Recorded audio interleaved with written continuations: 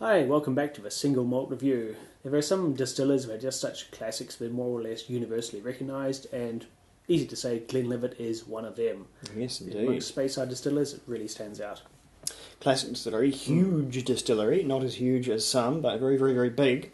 Close to the monstrous proportions of things like Glenlivet, but certainly quite ubiquitous. But before we get started on this entry-level Glenlivet here, we'll do a new section which I'm going to call the Whisky News. Going to keep it fairly indicative like that. Might be renamed in the future, we'll see. But we do actually have some very important whisky news, which people who sort of follow the channels that I do will already know, but for the benefit of anyone who doesn't, there has been a few movements and shakements in the world of whisky, more than you usually get recently, in terms of old distilleries reopening. And those ones in question is Port Charlotte, Brora, and Rosebank. And those are three conspicuously sought after and mega expensive collectible bottles. So that may have something to do with it. A few bets being put down on the table there. But Port Charlotte, obviously one of the most famous and most sought after Islay whiskies, now very, very almost gone from this world, although it does show up for exorbitant prices at auction and so forth here and there. Brora, the sister distillery across the road from Glenlivet, I think the original one that was there, or maybe it was the other way around, that one I think they shouldn't have too much trouble bringing back to life because it's mostly existed there just in a shutdown capacity. What really makes me wonder is Rosebank, which is a very, very long now lost lowland distillery, one of only very few down there, even back in the day, but that I thought that sort of turned it into apartment buildings or something. I didn't think that distillery existed there at all. So maybe that's a bit more of a rebuild than a reopening. But who knows? If anyone's got hardware still exists somewhere. Maybe got warehoused and they're going to rebuild a new building. I really don't know. If someone does have better info on that than I do, then please let me know. And one last piece of news, not quite as groundbreaking or new as this, but the Billy Walker, the Benriach Distilling Company of Benriach, Glendronach, and who was the one I can never remember? Glenglasser is the other one. They have recently purchased from Shivers the Glenallachie distillery, which I will forgive anybody who isn't familiar because I'm not familiar. I know of it, but I've never in my life tried a Glenallachie dram. It's one that goes entirely under the radar and I think exclusively into blends. I've not even seen an independent bottle of Glenallachie. So we'll expect more developments there, and we'll expect very little from these other ones for at least 3 years because they're going to be a hell of a time reproducing whisky there. I've got to say, I'm looking forward to seeing some new Brora.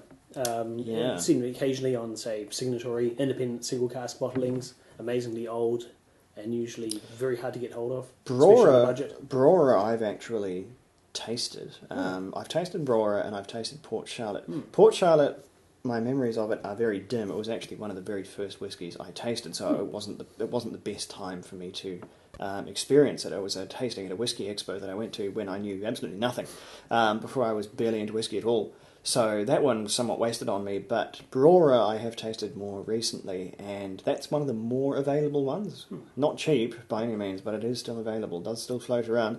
That I would have to describe as it is, funnily enough, very, very similar to Clynelish, maybe a bit less oily than the very, very typical oily Clynelish, and significantly more peated. It maintains that old-fashioned coal, smoky, peated Speyside character, or Highlands in this case, but that old-school peatiness that was more pervasive in whiskies when it was produced, because of course all Brora is now very, very, very old. Whenever it was bottled. But anyway, enough about that. The Glenlivet is starting to blush, so we'd better get into that one. This is, of course, Glenlivet Founder's Reserve, which for a brief period, much to the chagrin of lovers of Glenlivet everywhere, replaced the 12-year-old. The 12-year-old has simply subsequently been reinstated, I think, with a significant more price tag put on top of it, but you can still get the 12, so it's not dead. This hasn't replaced it, but it is very much the new Glenlivet entry-level dram. It's the cheapest one they offer, and it's the most rudimentary one they offer at 40%.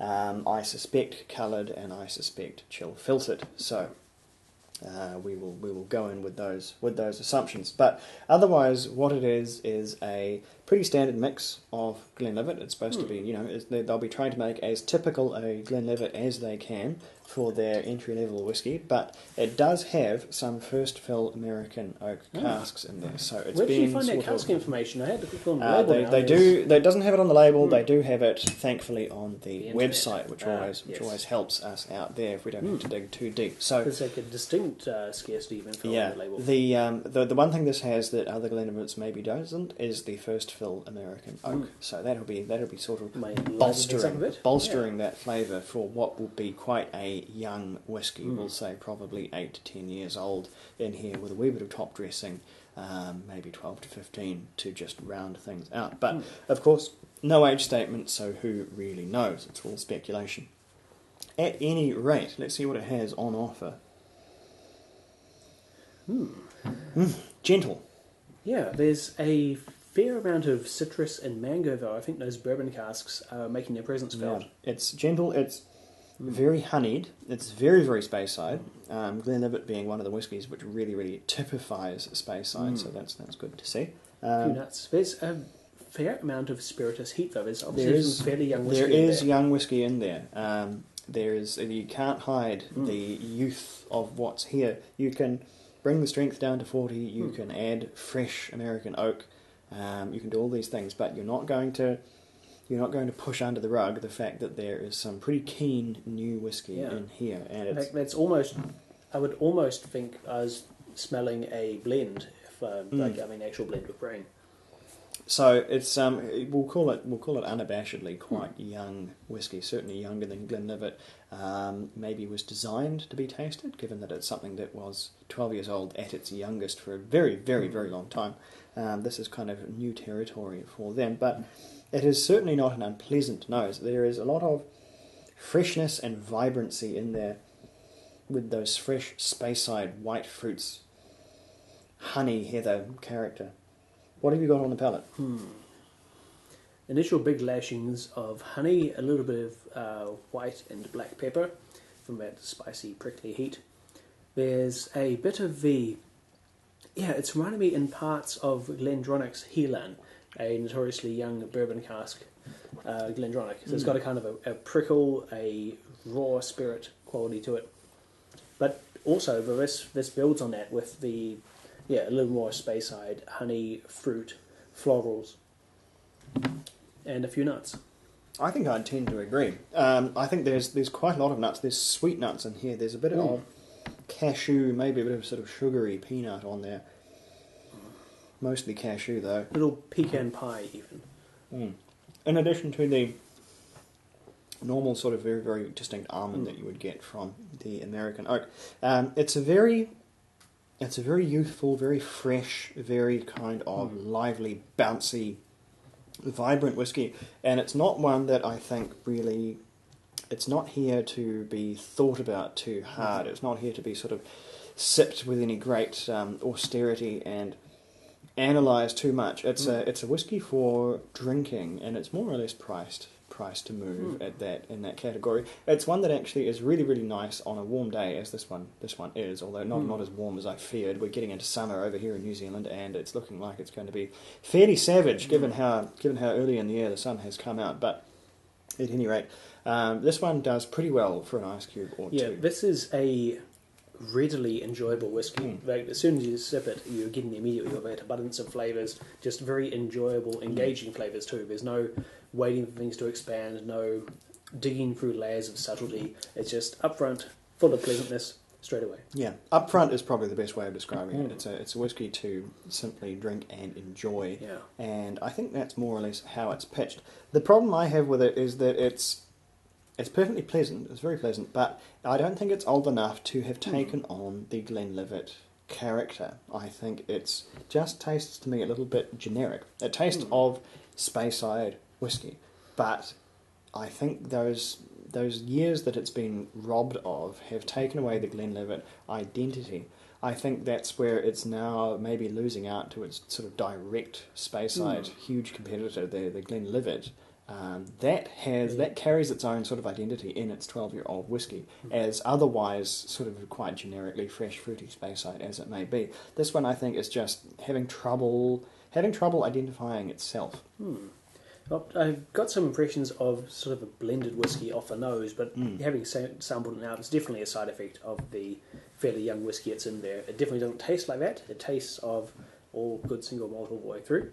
Or at least a blend of single malts, But just some quite youthful, quite vibrant, fresh whiskey in there too. And if anything, it's kind of veering away from Speyside and slightly towards the Highlands for me. It's very sweet, and much sweeter than I expected. And some of the floral elements, I think it is tending a wee bit to more of a Highland character.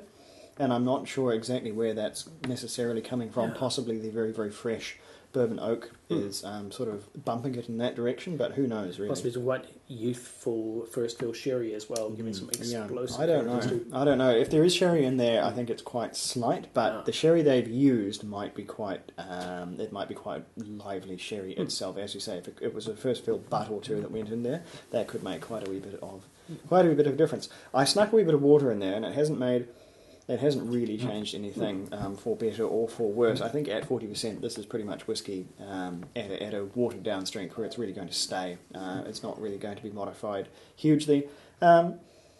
This one, I think for what it is, it's fine. It's a very, very pleasant whiskey. It's a whiskey that it's versatile. You can drink it neat and it's fine. You can drink it with ice and it's lovely and refreshing. Vibrant, good, tasty.